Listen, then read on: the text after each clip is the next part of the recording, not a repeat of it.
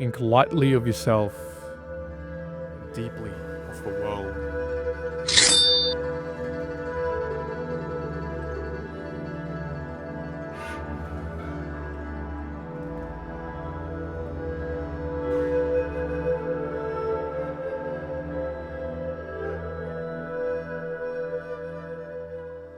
Welcome back, mere mortalites, to another edition of the Mere Mortals book reviews. I am back, and I have the Book of Five Rings, The Strategy of the Samurai, by none other than Miyamoto Musashi.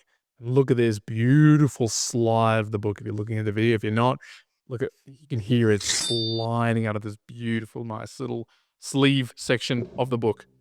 The Book of Five Rings, Miyamoto Musashi. Now, why did fellow mere mortalites out there, I decided to go and read the Book of Five Rings? Miyamoto Musashi is a pretty famous, infamous to some individuals. To some of you out there, you're like, who the hell is this guy? I'll tell you about him in just a second. This particular book, I've heard of people reading it. I had Jocko Willink, I believe it was number 80 episode. He does this sort of famous reading of a book and talking about it.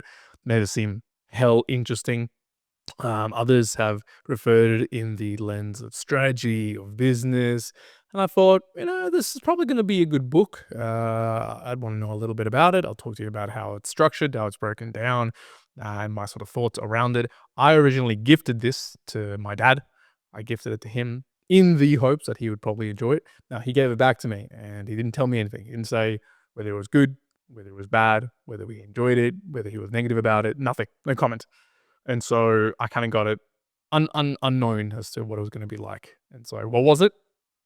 Stay tuned for a little bit and I'll tell you a little bit more. But I've got some notes, first of all, of who Miyamoto Musashi is. Because for those who know, you're going to like, he's cool, I get him. If you don't know, here's a little bit of details of the background of the author. Now, this was written in 1645, a long time ago. This classifies as a classic under the Kyron Down understanding of the way that he reads his books. He likes to read his classics, my co-host for the show.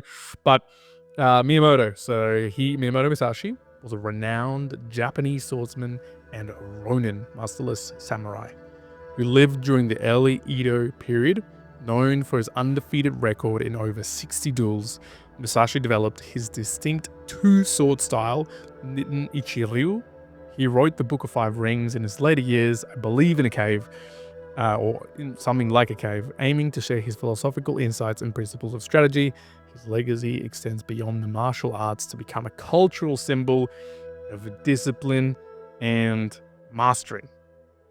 So, in me talking to you about that, giving you a little bit of background of who he was. Now, the context of something like some other cool stories from him, which I believe it was part of this book, but just in general, there's a lot of things around Musashi that were amazing. Like, he was a great swordsman. He battled basically all the time, seemed to be not thirsty for blood, but thirsty for battle all over the place. In particular, there was one a legendary story of him defeating Sasaki Kojiro with an improvised wooden oar. And I believe he was on an island when the guy jumped out and he improvised an oar to actually kill him with a sword. That sort of crazy shit, right? It sounds like a cool dude. If by cool dude, you mean someone you probably never want to interact if you're fighting, but maybe you want to hear the stories. And getting into the actual book, so the Book of Five Rings, the way that it's actually broken down, and I must say, by the way, so right on the cover of this particular book, I couldn't even tell you what type of version it is, but my particular version has a lot of imagery, not all related to Miyamoto Musashi, but just all around the variety of things that happened in Japan or around those time periods. This is obviously not what Miyamoto Musashi created in 1645, so don't be fooled into thinking that this is like some sort of reenactment of the original book. No, but I appreciate the extra imagery that's included into here. But once again, the breakdown of the book has an introduction and the life of Miyamoto Musashi at the very beginning. Loved it. That was awesome. I'm going to tell you outright. That was really cool. I liked hearing the background. Some of the historical context of things when you're reading it is really nice. Just had enough. It's about 37 pages worth of historical background on both the individual and what was happening in the period of Edo around that time. Fascinating. Love it. So, as you're hearing me talk about this, I'm amped. I'm getting amped into getting into this book. I've read about his past. Awesome. Then it gets into the book of five rings. No mucking around here. Literally just 5 chapters: the ground book, the water book, the fire book, the wind book, and the book of the void. It's getting interesting, folks. And so those 5 chapters are what sort of goes on ahead. If I had to put a pause here, and I'll pause you as well, me more or less, as you're listening to this, you might, as I might have expected, right? Again, it's been called out as a famous strategic book. Businesses and people all over sort of praise it to say, wow, I'm learning a lot from it. I can see the example. And I'm going to start from the good stuff. There's a lot of really highly relevant quotes and things that have existed throughout the ages. The probably the most famous, at least for me, is and it gets mentioned a few times in this book, around the way that you do a things, the way that you do everything, the way that you see something up in the world. You'll see it in various other locations. The specific wording, I guess if I had to pull it out, was the way that you see in everything, the ways in training. So it's reinforcing the idea that mastery comes through practice or through the training, in the way that the chapters are broken down, in the way that it's articulated, just in the language. I mean, obviously, this he wouldn't have written it in English, so is a translation 100% and into some of the other words that I'm going to talk about? I'm not sure. I can't really particularly comment. But it does have some memorable quotes, let's just say, that have been, I don't have to say them, they've been mentioned in many other places in other book reviews in particular to this book. It is literally what gets people to say, oh, wow, that quote, the way you do one thing is the way you do everything, generally gets attributed to this sort of book. And you go, that's a phenomenal quote. The book must be good. Immortal Lats.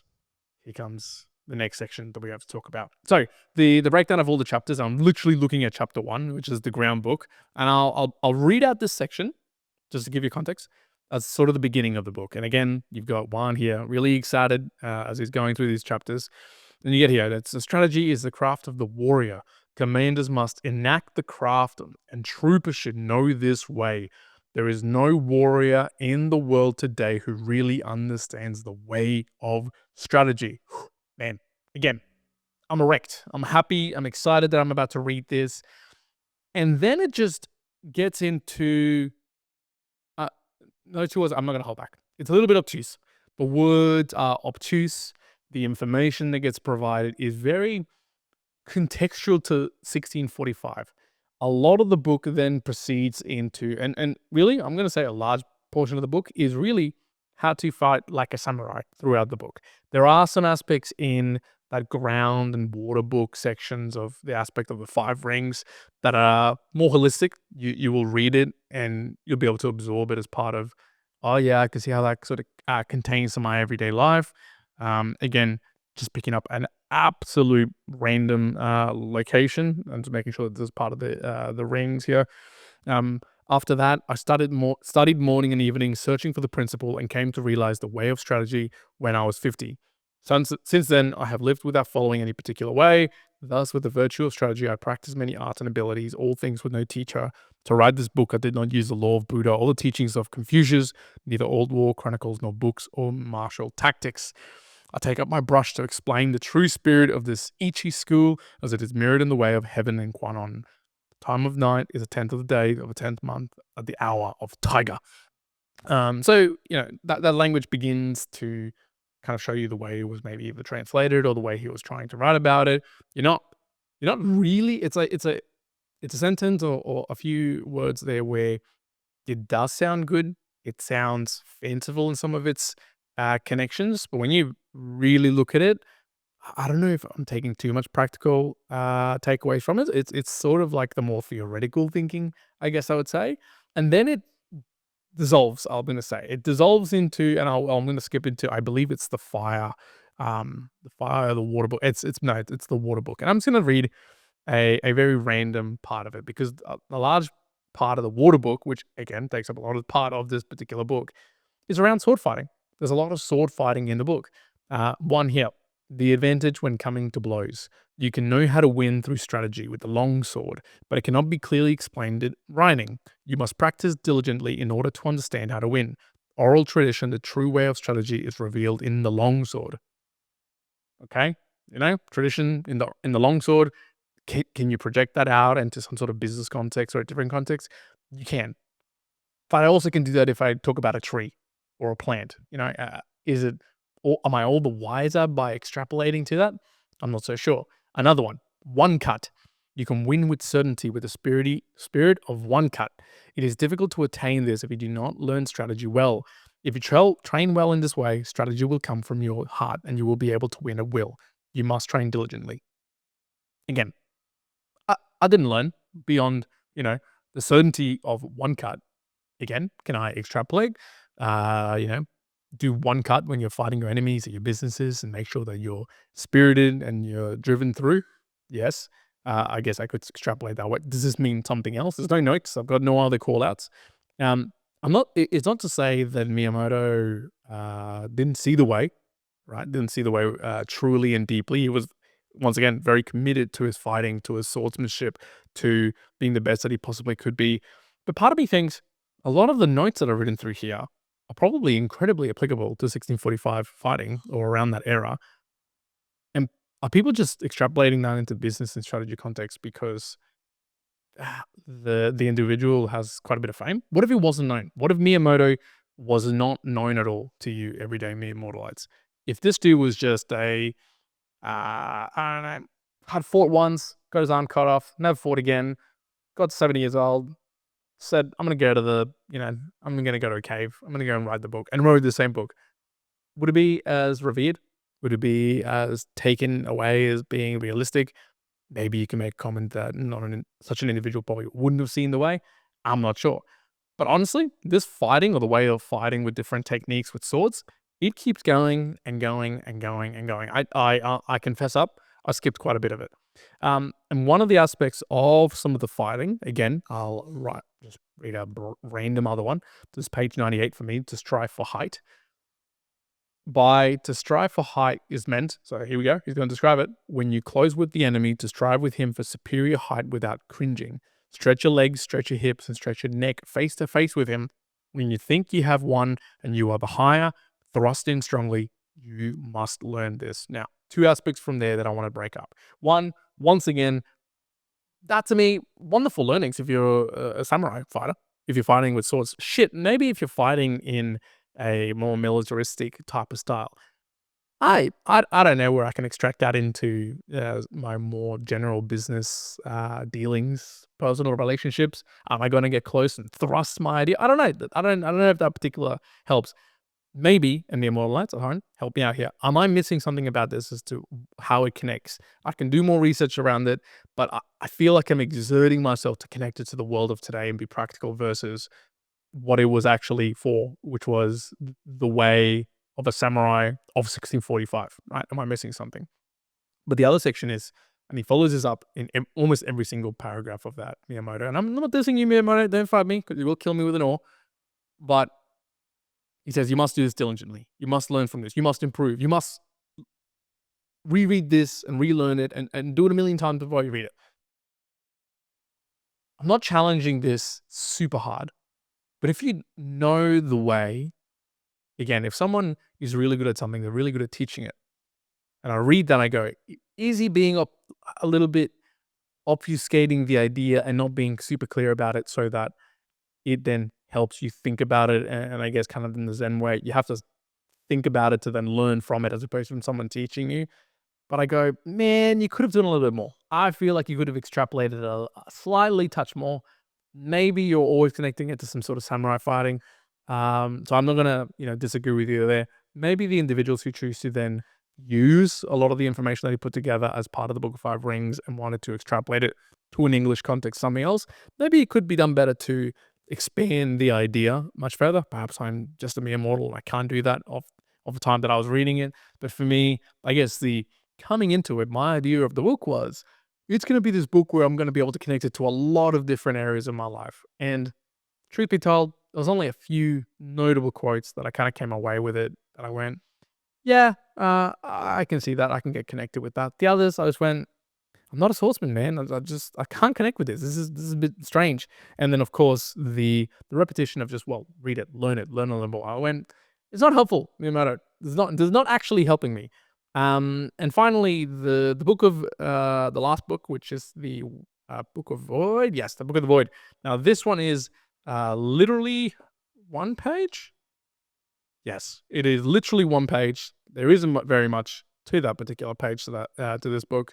I don't know how long the original one was, but I'm gonna just read a tiny section to the end of it. Again, you make up your mind. Is this super clear to you about the Book of the Void? I'm gonna leave it in your court. Until you realize the true way, whether in Buddhism or in common sense, you may think that things are correct and in order. However, if we look at things objectively from the viewpoint of laws of the world, we see various doctrines departing from the true way. Know well this spirit, and with forthrightness as the foundation and the true spirit of the way. Enact strategy broadly, correctly, and openly. Then you will come to think of things in a wide sense, and taking the void as the way, you will see the way as void. In the void is virtue and no evil. Wisdom has existence. Principle has existence. The way has existence. Spirit is nothingness. Immortal Lights, that has been The Book of Five Rings by Miyamoto Musashi. I would absolutely love to get everyone's thoughts on this particular book. If you've read it and you loved it, please, dear God, tell me why you did. Am I missing something? Because I'm going to give it a 6 out of 10. I actually thought it was a very beautiful book in itself, the copy that I have. Two, the imagery was pretty nice. I liked the beginning of it as well. It was well formulated, well structured. The whole book was well structured. This dude wrote really well for, hundreds of years ago and just doing it off our own bat. I don't know how much literate expansion has happened in the English translation from the original. I have no clue, but it was a good book to read. It was readable. The first section, as I said, tells you a little bit about Miyamoto and about the area. Fantastic. If you're a samurai fighter out there, Miyamoto Lights, and if you are, you're probably not listening to the Miyamoto Lights. You probably sleep on this book. Fantastic. All power to you. This is a great book. If you want to know why people refer to it, I would recommend skim reading it, reading through to find all the good bits and pieces. But would I go and reread this book again? No, I wouldn't. I preferred listening to other people talk about it and reflect on it, who are really great at doing that, to dissect things and expose it into the particular areas. Again, I've listened to this being done in a war military context, and kind of great.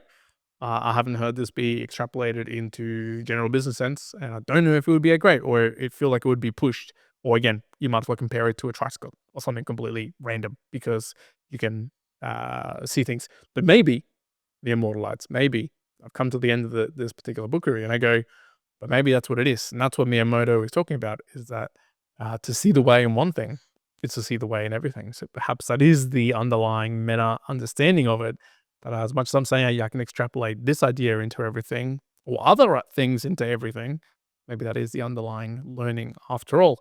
And I'm telling you what, came to mind in that as I was talking through this. So who knows? Miyamoto might be an actual 250 IQ samurai Einstein of the past. And for that, Miyamoto, thank you very much.